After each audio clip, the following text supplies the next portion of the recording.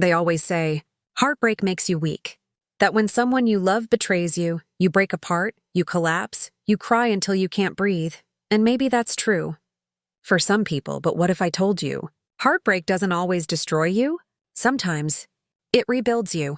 Sometimes it gives you a fire so strong, so unstoppable, that the same person who once made you cry will one day kneel in front of you begging for mercy. This is my story. I wasn't born cold.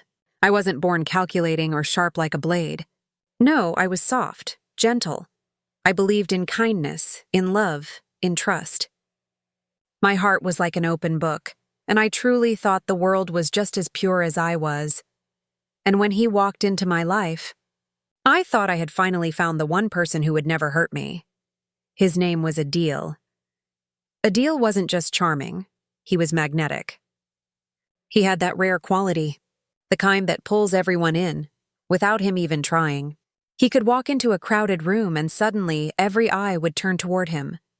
The way he spoke, the way he carried himself, the way he made people feel seen. It was like he was born to be adored, and me? I was no exception. The first time he smiled at me, it was as if the entire world froze. The noise, the laughter, the chaos around us, all of it melted away, and for that one moment, it felt like it was just me and him, standing alone in the universe. When he promised me forever, I believed him with every fiber of my soul. His words were like honey, sweet and irresistible, and I drank them in without question. But what I didn't know was that forever for Adil didn't mean forever. Forever for him meant until something better comes along. And oh, something did come along. Pause, dramatic beat. Voice slows, lowers, as if reliving the sting. But before I tell you about that betrayal, before I let you feel the storm that tore through my world, I need to take you back to the very beginning. Because every revenge story doesn't start with anger, it starts with love, and mine was no different. I met Adil at a friend's wedding. He wasn't the groom, he wasn't even part of the close family. He was just another guest, standing at the back of the hall, dressed in a perfectly tailored suit, looking effortlessly confident. While everyone else laughed, danced, clapped to the beat of the music, he stood apart. Like he didn't belong to the noise, like he was somehow above it all. His eyes, sharp, steady, observant. The kind of eyes that make you feel like they can read your thoughts without you saying a word, and I don't know why. But my gaze kept drifting back to him. Again and again, almost like something inside me was being pulled toward him, like a thread I couldn't see was tugging me closer. Then it happened. Our eyes met, just for a moment. But in that instant, something inside me shifted. The hall was full of people, laughter echoed around us, but all of it faded into silence. It was just him and me, two strangers, connected by one glance that felt far too powerful to ignore. Later that night, while I was standing alone near the refreshments, I felt his presence before I even saw him. He walked up casually, but there was nothing casual about the way my heart suddenly raced. "Enjoying yourself?" he asked with a half-smile that felt both playful and knowing. I nodded quickly, but my throat was dry, my pulse loud in my ears. "Not really," he chuckled softly, his eyes never leaving mine. Then, leaning just slightly closer, he added, "But now, maybe that was it. That was how it began. One conversation, one spark, and my whole world was about to change. What followed felt like something out of a dream. We started talking, and it was effortless. Hours slipped away like minutes when I was with him. His words had this strange power. They weren't just words. They were promises, possibilities, glimpses of a future I didn't even know I wanted until he painted it for me. Late-night drives became our thing. The city lights glowing outside the car windows, music playing softly, his hand resting on the wheel, and every so often, his gaze flicking toward me, that smile pulling me deeper and deeper. We spoke about everything. The past, the future. Our fears, our ambitions. He told me he wanted to build something big, to rise above everyone's expectations. He spoke with such passion, such certainty, that I couldn't help but believe in him. And the way he looked at me, like I was the only woman in the world. Like every word I said mattered. Like I was his safe place, his anchor, his everything. I gave him everything in return. My trust, my time, my heart. Friends tried to warn me. Be careful with him, they said. He's too smooth. Too charming. Men like that? They know exactly what to say to make a woman fall. I laughed it off. They didn't understand. They couldn't. They didn't see the ideal I saw. The man who held my hand when I was scared. The man who remembered the tiniest details about me, like how I hated coffee but loved the smell of it, or how I always hummed the same song when I was nervous. To me, he wasn't too smooth. He was perfect, and love. Love makes you blind, doesn't it? I didn't just fall for him, I fell too deep.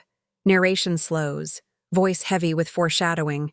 And maybe that was my mistake, because when you fall too deep, you don't just give someone your love, you hand them the power to destroy you, and a deal. Knew exactly how to use that power. For a while, life was perfect. Or at least it felt that way. Adil and I were inseparable. We went everywhere together, laughed about the silliest things, and made plans for the kind of future people only dream about. There were nights when he'd hold me close, whispering promises about how we'd travel the world, buy a house by the sea, and raise a family filled with love. I believed every word.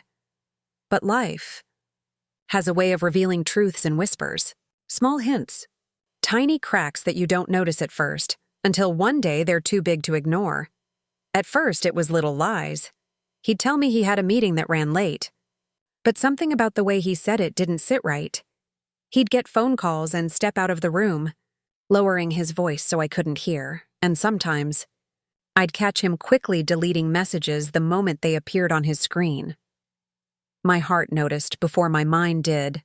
When I asked, when I dared to let my suspicion slip through, he would laugh. That low, confident laugh that always made me feel foolish. You don't trust me? After everything I do for you? He'd say, his voice smooth, almost wounded. And I'd crumble. Because what kind of person doubts someone who's given them so much? I'd feel guilty, ashamed even, for questioning him. I'd apologize, telling myself I was being paranoid, insecure. But deep down, a storm was building inside me. Quiet, invisible, but relentless. One night, the storm broke. Adil was in the shower. I was lying on the bed, half asleep, when his phone buzzed on the nightstand. Normally, I would have ignored it. I wasn't the kind of person who snoops, who checks through messages. But something in me, a whisper, a nudge, made me glance at the screen, and that's when I saw it. One message. Just one word. Tonight? That was all, but my heart stopped. 1,000 thoughts crashed into me all at once. My chest tightened, my palms went cold. I stared at the word, over and over, as if the letters would rearrange themselves into something innocent, something harmless. But they didn't. And the truth was undeniable. That message wasn't from a business partner. It wasn't from a friend. It was from someone else. Someone waiting for him. Someone he had plans with. The sound of running water filled the silence. And in that moment, I felt like my entire world was collapsing, but I couldn't move. My body was frozen, my mind screaming, but my hands numb. When the shower stopped, I quickly placed the phone back exactly where it had been. I forced myself to lie down, to breathe, to pretend nothing had happened. Because if he knew, if he saw the look in my eyes, everything would change before I was ready. When he came out, his hair damp, towel draped around his shoulders, he smiled at me like nothing was wrong. Like we were still perfect, and I smiled back. But inside, something had shifted. That blind trust I once had, the trust I had clung to so desperately, it was cracking. The picture of forever that he painted for me was starting to fade, and though I didn't know it then, this was only the beginning of a betrayal that would break me, the beginning of a fire that would remake me, the beginning of my revenge.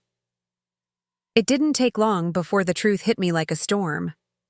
At first, I tried to ignore the whispers in my head. I told myself it was paranoia, that I was overthinking. I wanted to believe the man I loved could never do something so cruel, so heartless. But life has a way of showing you the truth, even when you're not ready for it.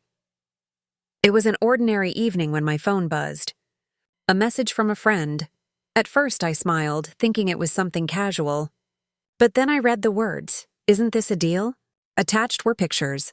Blurry at first, then clearer as I swiped through them. And there he was, not alone, not at work, not where he said he would be, but with her, a woman I had never seen before.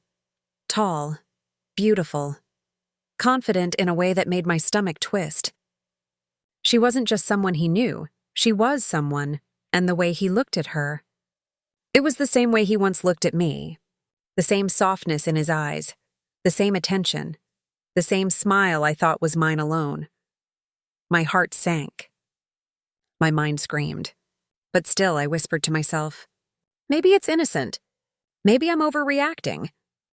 But then, the other pictures came, him holding her hand, him leaning close, whispering in her ear, and then the one that shattered me completely. Him smiling. That smile. The one I thought belonged only to me, and in that moment, everything inside me collapsed. That night, I confronted him. I remember my hands shaking, my chest tight, my throat dry. Every step I took toward him felt like walking into fire. A deal. My voice trembled. "Who is she?" For a moment he froze. His eyes widened, just for a second. And in that second, I saw it. The truth. The guilt. The fear, but then, he laughed. That laugh. Cold. Mocking. "You're imagining things," he said smoothly, his voice calm. Too calm. "I saw the pictures," I snapped, the words tearing out of me like broken glass, and then his face changed. The warmth drained out of him. The smile disappeared. He looked at me with eyes so cold, so distant, I almost didn't recognize him. "You think you're the only one I can love?" he said quietly, each word cutting deeper than the last. "You think you're enough?" Those words, they didn't just hurt. They destroyed. I felt like the ground beneath me had split open, like I was falling into an endless darkness with no one to catch me. My chest burned. My throat closed, and tears poured down my face faster than I could stop them. I broke in front of him, completely. And a deal? He didn't flinch. He didn't reach for me. He didn't care, he just stood there. Watching me crumble. Pause. Narrator lowers voice. Heavy with emotion. That was the night I broke. I cried until my eyes burned, until my body was weak, until there was nothing left inside me but emptiness. I thought my life was over. I thought love had destroyed me for good, but what I didn't know was that this was also the night I was reborn, because sometimes, when someone shatters you into pieces, you learn how to build yourself again, stronger, sharper, unbreakable. That night, while he thought I was defeated, I made a silent promise. I would not cry forever. One day, the same man who left me broken would kneel before me, speechless, powerless, because while he thought I'd cry forever, my revenge was just beginning.